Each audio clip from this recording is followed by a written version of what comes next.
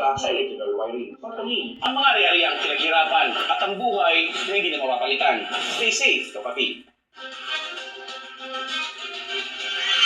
Una sa lahat, Malamang ay meron siyang sariling bolang kristal.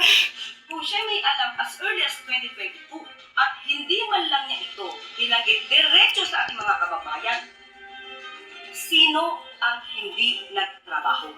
Sino ang walang ginawa? Kung hindi niya ito sinabi, definitely, this is a breach of public trust. mga kapatid, alas 5:30 na. Ito na mga bumabanderang balita. Taas pasahe. Pagsimpa ng pamasahe sa jeep, sigurado na. Ang tanong na lang, magkano at kailan? Magmamahal ang grocery, mga makibili, di na lang huwag mag-panic buying.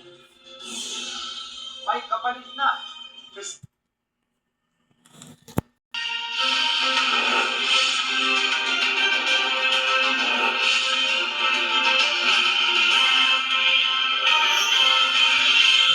nang tataas ang pamasahe sa gitna ng sunod-sunod na pagtaas ng presyo ng petrolyo. Ayon yan mismo sa DOTR.